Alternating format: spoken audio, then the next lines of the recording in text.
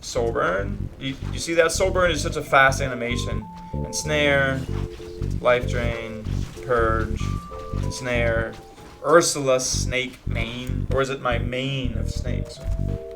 Snake Mane, or I mainly like snakes, right? I'm a snake main. I've been maining snake for a while. He's 6 HP, but he eventually lives. Does he get to throw it? All right, everybody. Hello and welcome to another Nick Oldhead video. And you know what? We're in a bit of a good mood today. You know why? Because Dark Ranger is on the menu. Yes, we've been seeing a meta change, right? We've been seeing people play with different builds, and most importantly, that Dark Ranger life drain's at the center of it. Now, if you guys remember, you know, your boy's been experimenting with Dark Ranger and Life Drain. We should just call it the Dark Drain, right? We've been experimenting with Life Drain rush strategies literally ever since the first patch. And we're also experimenting with backpack strategies ever since that patch went live. And now what we're actually seeing is, you know, a pretty fantastic little microcosm of both of those strategies now being effectively used together, right? You can now have a Dark Ranger rush and that early grunt. Now, if this was a Demon Hunter, that grunt would probably be able to get some last hits and be annoying there. But you know, with the Shadow Strike, you don't want to deal with it. And where is it? Where is she? The star of the show? Yep. It's the Dark Ranger. Come on, Dark Ranger. You're supposed to come about now. Now's the time, right? Oh, okay, there you go. Great. Yeah, see? The Dark Ranger comes. And it's an interesting way to play Dark Ranger, because I normally do Fire Lord in this situation. I love Soul Burn, but Life Drain kind of does the same thing as Soul Burn, as in it denies the level 1 enemy hero the ability to trade with the Dark Ranger, in the same way that Soul Burn means you can't trade with the Fire Lord. So, like, this is where the strategy gets unique, though. Do you heal the grunt, right? Simple question. Do you heal the grunt with Life Drain? I sometimes think no. You know, you will see me try it here. Once I have 2 grunts here, because I figured the DPS of 2 grunts is okay, but you know, the lack of my hero on DPS and the fact that my hero is actively taking damage, I don't think it's effective. Now, it is effective for this reason, to bait the Dark Ranger into confirming so you get a longer drain. Like, did you see how, you know, the Warden walked all the way down there? So there are some limits to the grunts being like the weak point here, because the Dark Ranger is just never going to die. How can you kill the Dark Ranger? So the grunt really is the weak point here. Let's see if I can get that guy. Oh, it would have been so great if I had Dust. Another reason why the Warden is way better against this rush than the Demon Hunter, because the Warden can hide. The Demon Hunter can't hide and would have been dead by now, and then that grunt just gets to heal for free. But see, I get the deny actually on purpose from the Ancient of Wonders. Nice there. Yeah, 21 to 25 damage. And you get the hiding is really good. So Shadow Meld, definitely bonkers good against Life Drain. Because look, those are 2 Life Drains that would have been dead.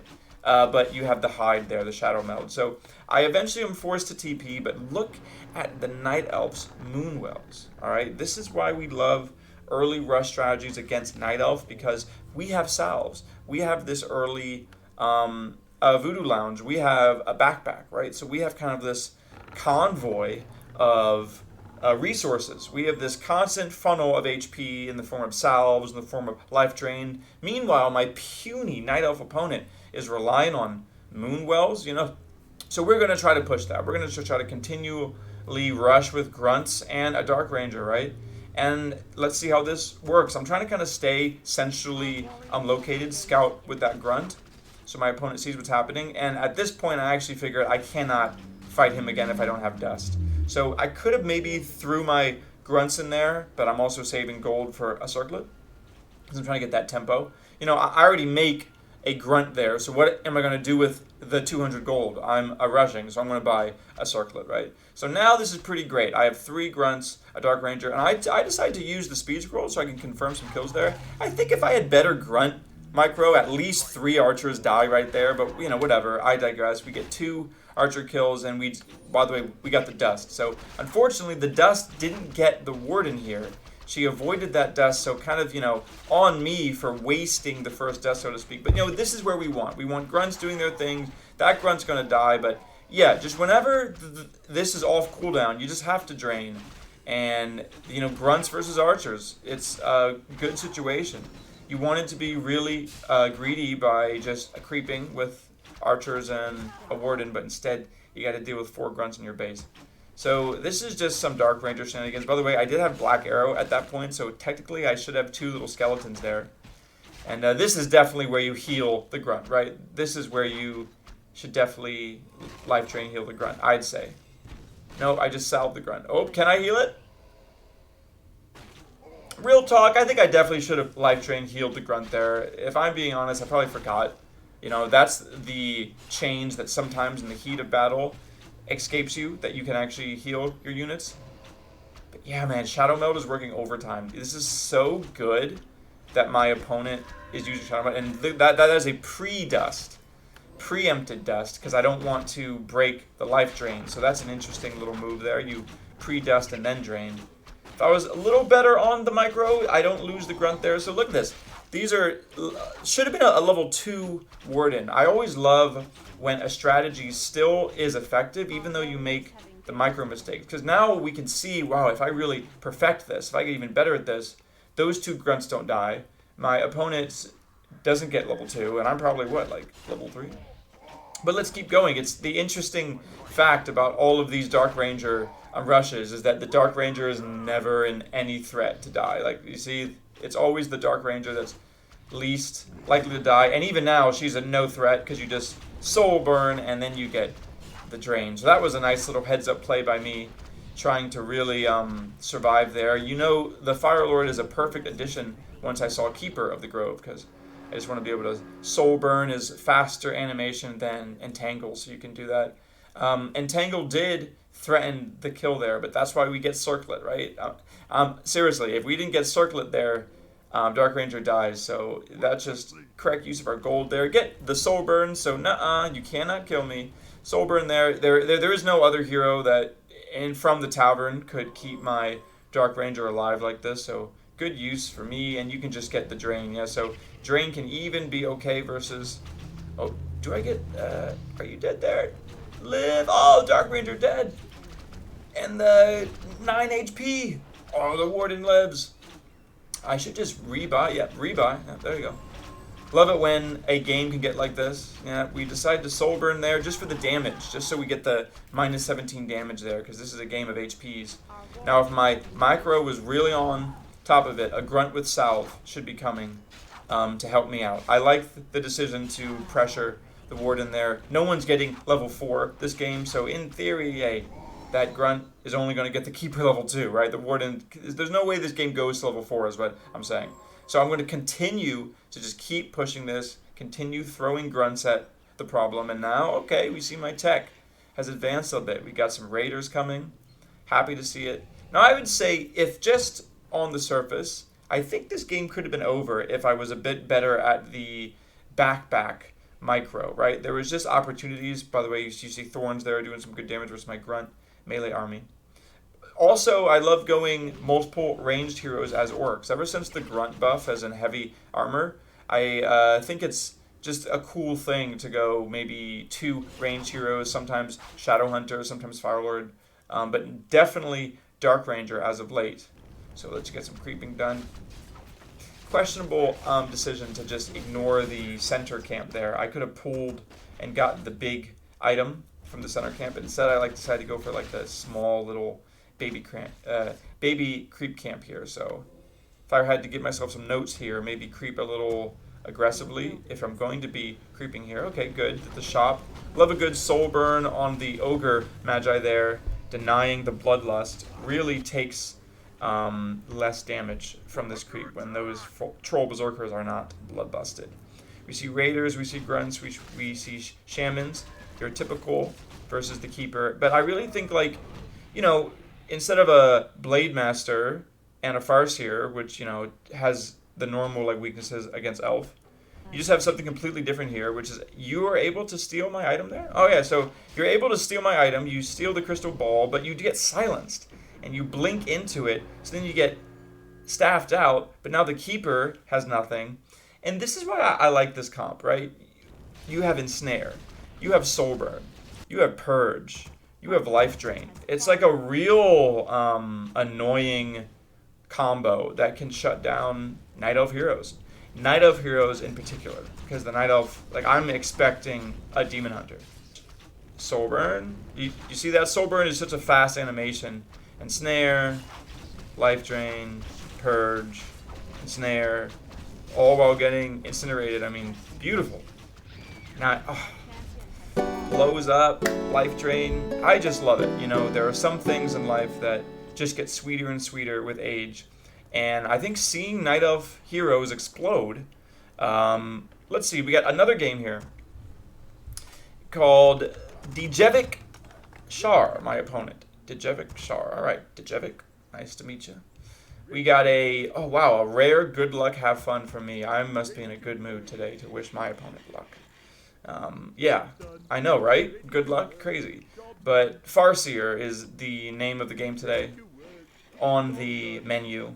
Farseer indirectly buffed with the heavy armor change, right? People are saying orcs in the pits. What do you mean? Farseer buffs. Our Spirit Wolves do so good against towers. They do better against human towers. They do better against riflemen. It's great.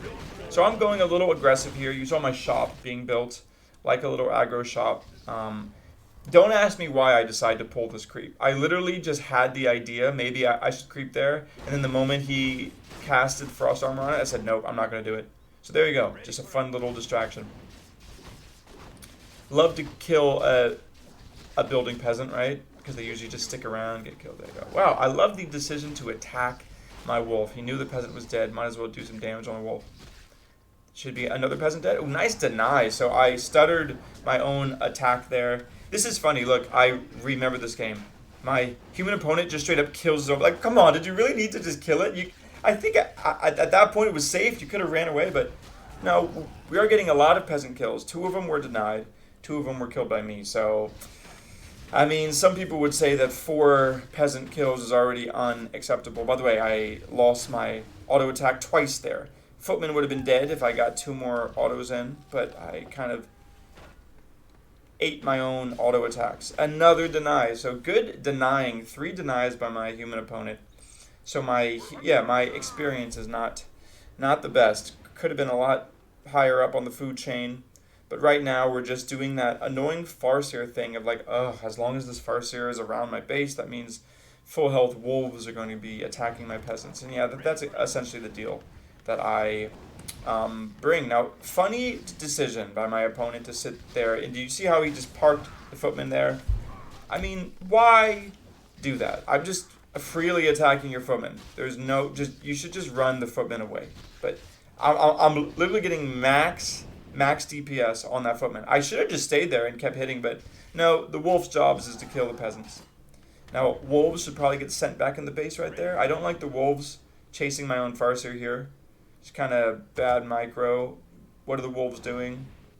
See, I would have much preferred the wolves get sent back in base. But I suppose I'm choosing to creep right now, right? If I'm an orc player looking at this situation, I've done some harassment. I'm bringing in 3 headhunters. By the way, something I like to do, I don't like to bring in headhunters unless they're in mass. 1 headhunter, like just solo, gets killed. Oh, dude, that's lightning shield, unlucky. But 1 headhunter gets sniped so easily by the archmage that this need to be brought in like chunks of 3. Get a nice little creepjack here though, and I get a kill on the water elemental. I always like that. I tried to get the last hit, but I didn't get it. 81 experience goes to my opponent, but I do get the item. So good on me, and now it's just a matter of getting low HP units. You don't care what unit, just try to kill as many units as possible. So that's what I'm doing. I see that footman's low, let's kill it. I try to micro the headhunter out of the way. Unfortunately, my micro was a little too late there. Both of those peasants are about to get away, and I don't like this. So I choose to invest, because I just want to kill them, and it goes horribly. Look at that. I only get 1. It goes horribly. And my speed scroll tries to get a block on this archmage, and my grunts, trying to go for it too, but no, I miss it. My grunt zigged when he should have zagged. Was able to get some damage in, but the archmage is out of commission. Does the headhunter get killed? Oh no, the headhunter is definitely getting killed. And at this point, I am level 2. That headhunter was microed to oblivion, but now he's just out of the way. Macro is not bad. I should be building. Okay, good, good. So I have a Spirit Lodge Torn coming up. I do kill that peasant, so Chain Lightning was worth it. My human opponent needs to get Staff and Boots because he sees the way this game is heading. Lots of aggression. So unfortunately, the Arcane Vault was never completed. So my opponent's kind of deciding to sit there safely while I get to creep the Mercenary Camp to completion and buy the Mercenary Camp. So I personally think Orc, out of any other races, I think can use the Mercenary Camp really well if you're going for aggression and grunts. Because, like, is there a stronger early game combo than grunts, like, and a Spirit Wolves doing the front line for, like, 2 mercenaries, like the troll DPS mercenaries? No way. Like, so good. So you get that nice young Dispel on the water elemental. Be sure to finish it down. Want to get my experience. I earned it. Unfortunately, during that whole micro, I let my troll on Berserker get low HP, so he's 6 HP, but he eventually lives. Does he get to throw it? Oh, he should. Man, I just ran back just the wrong time. But can I get this kill? Would have been nice. Can I just get 1 smack? Don't get stunned? We see the stun, so we decide to use Invuln Paw, right? So good on me for stealing the item to begin with. So you eventually get the ball on the Shadow Priest. Nice, but we do get the Archmage kill. So what does one do now as an Orc? Put your Orc brain on. You just killed the Archmage. What do? You creep. Creep your expansion, because this Mountain King needs to get level 2, and it's only going to get level 2 using the surrounding creep. So you want to try to creep on their side of the map as much as you can when you kill their hero. Because then when their heroes spawned, it's like they show up to a party and the party's already left. Like, where'd everyone go? Where do the creeps go? Oh, they're not here, buddy. You see? Creeping their camps, always important. And you know, my opponent, if you're trying to win this game, you're having to do some evasive creeping. You're having to, like, take a risk, go maybe north, maybe, you know, creep the green camps. But I think staying in your base is a little too passive. Though, come on, I sometimes I'm guilty of trying to win at any cost, even when the game's lost, so many humans would have already left by now. But I do think my level 2 Tauren Chieftain is a big problem that my opponent has to deal with. So that Grunt gets killed, probably. Should be purged on the Water Elemental. He gets 1 attack off. Good, so he gets 1 attack off before he gets purged. Grunt has to get a Stormbolt off just to kill the Grunt. Shaman is getting Focus Fire, so we use a Purge before it dies. Very important, right? Because even if it does die, whatever, it's low mana value in. That Shaman needs to be saved, so we do. And just that little bit of micro draws out the Militia. Archmage doing a very good job of just like, ooh, don't die on Headhunter, that's tough. So the Archmage did a good job of sniping off the Shamans here, but I see that the bottom fight's going well, and I really love when the Tauren Chieftain is essentially unkillable. Like, with the Mountain King dead and the Tauren Chieftain having the Talisman of Evasion, it's like my own version of Illidan. So you just send a Tauren Chieftain to do his own adventures, you know, to just start auto-attacking things, and he's surprisingly fast with Endurance Aura. So you eventually get surrounded. GG. That's got to be it, right? Yeah, of course that is. Well, hey guys, thank you so much for joining me for another video. You know, if you like new strategies, if you like Dark Ranger as much as I do, right? If you're trying to get on that life drain, yeah, GG's to Jevik. You know what you got to do. Follow the channel. Yeah, we've had some great comments in the comment section lately. Someone asked, have I ever considered off racing? You know, I always want to play Night Elf, but then Orc just brings me back. They're so fun. Orc's the best. And there's just something about the Orc heroes that I think are really tricky. You know, I think the Orc heroes are just so annoying to face.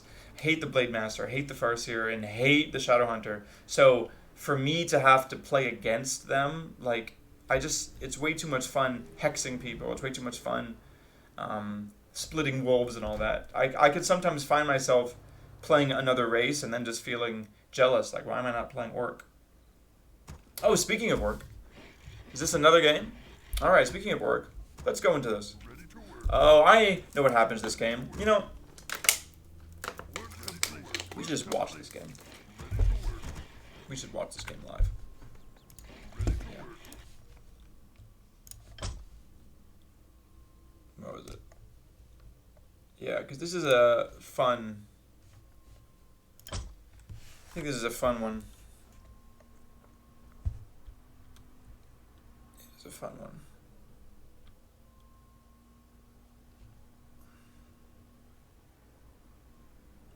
Alright guys, I'll see you in the next video.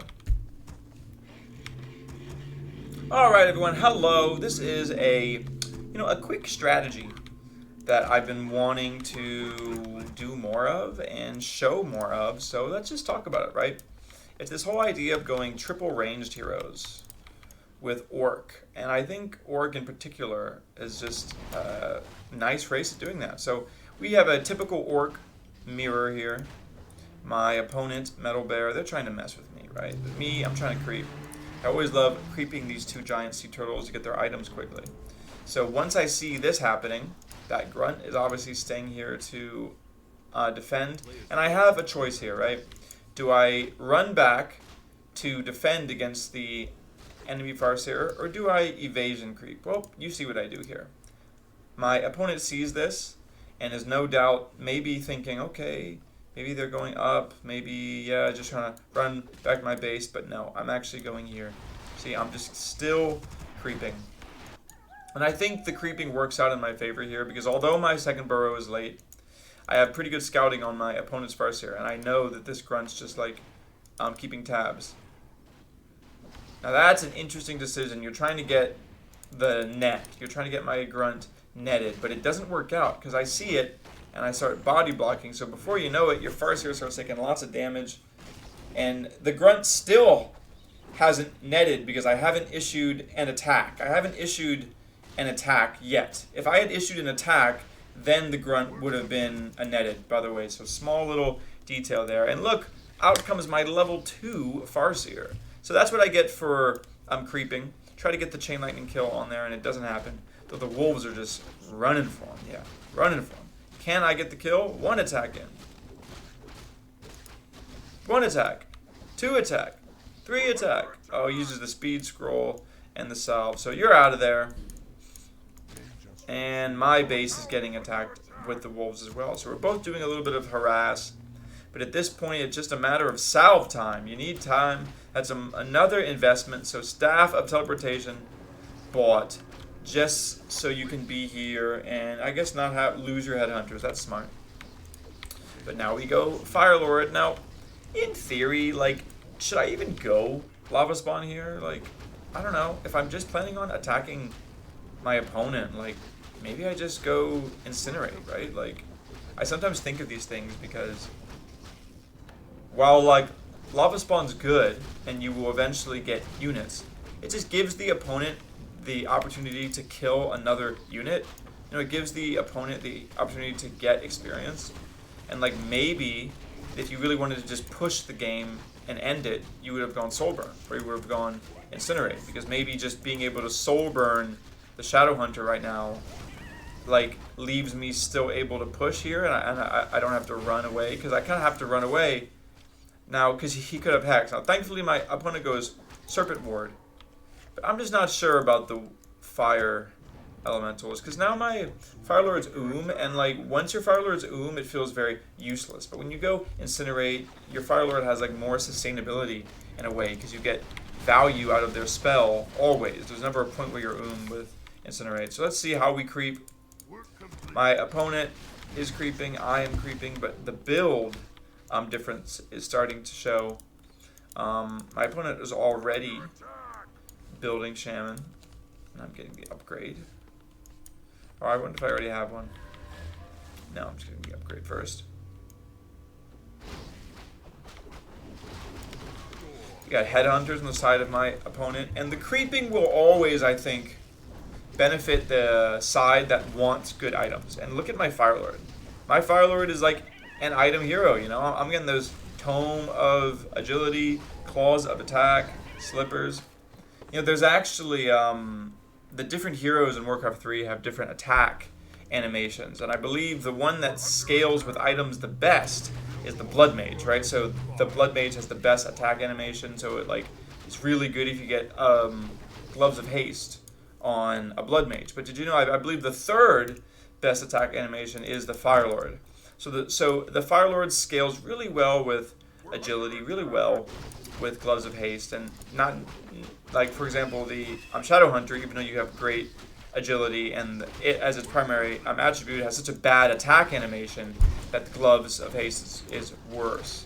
And this is like really nuanced DPS stuff, but in theory, it's why you can kind of feel the Fire Lord do more damage when they get more items. Ooh, Claws of Attack +8, this is what I'm talking about. Not only do I love playing this triple range comp because you can play with the Fire Lord, but I really like how it makes all of the Claws of Attack and gloves really good items. It's not just items for the blade. You know, this other Tome of Agility, love to see it. Stack Fire Lord, but I'm losing the Goblin Labs. I hope he doesn't get the second one. I should definitely contest the second one. I guess I contest it by attacking. Decision to creep here. I didn't like that. Got some Lightning Shield self-damage. How effective is this wolf? Nah, the Lightning Shielded wolf didn't get much damage, but I wanted to park him here, as one does. Forgot that. Ring of Protection. How tragic. Can't win this fight because the positioning is just too bad. I have a bunch of melee units, and they have headhunters, so can't do that. And I'd probably donate that Ring of Protection to my opponent. Do they say, no, the ring goes unnoticed. And here's the last range hero, Ursula Snake Mane. Come on, Mane. It's my Snake Mane, or is it my mane of snakes? Snake Mane, or I mainly like snakes, right? I'm a Snake Mane. I've been mating snake for a while, right? Ursula, whatever it is, thankfully you're on my side. So I get my Naga with the greater mana potion, and you know, in theory, this is a decent fight, but uh-oh, they have Bloodlust before me. I am also trying to get Bloodlust, but I'm 16 seconds away, and still, I decide to fight. Now, I just want you to know that this was a conscious choice. I knew that I didn't have a Bloodlust, and my opponent did, but just something about the nature of this fight, about my grunts in open combat, about the fact that, you know, I was able to get all of these squishy headhunters, I just couldn't resist it. So we get the Lightning Shield doing so nice, and this is kind of why I think this sort of range comp always is better in these late game scenarios, because at the end of the day, I have an auto attacker, you see? At the end of the day, now that I have a Bloodlust, this Fire Lord is just insane. Can't win versus the Naga and the Fire Lord if you don't have any comparative. Like, you know, the Orc player doesn't have a Blade Master, doesn't have a Demon Hunter or anything like that. But I just feel as if the auto attacks eventually get too much value because you're attacking too fast and they're doing too much damage. We can see it now, actually. Poor Fire Lord. You don't mean to be this destructive. It's just your nature. Ooh. Sad way to die, right? Alone, invisible, your soul on fire. Gotta love the Volcanus damage. Boof, boof. That was like a lot of damage for one auto attack. Though you don't have the Orb of Lightning, which I really like. Doing some funny little item switching, because I have kind of suffering from success here, you know, full inventory slots. And my opponent's hanging on. How's my macro doing? Okay, Grunt, Shamans, Torn just sitting there. Alright, so we see the triple range in action. And at this point, you know, you can just keep picking off headhunters. You can just keep picking off their heroes. Very effective burrows, though. I'm getting destroyed by these burrows. Oh no, you live! Well, we can already kind of see the writing on the wall on this one. You can tell by here, it's always a spoiler. Ah, yeah, the death push. Check this guy out.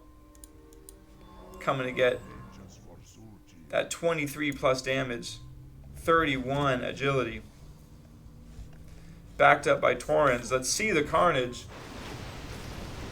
Oh yeah, already one kill to Firelord. Perfect. I wouldn't want to fight it either. That's too... You can't go that far forward. Yeah, GG. Give him the theme music. Anyways, hey. Thanks for watching, guys. Just wanted to show off that quick little video. And, yeah, I'll see you for the next one. Peace.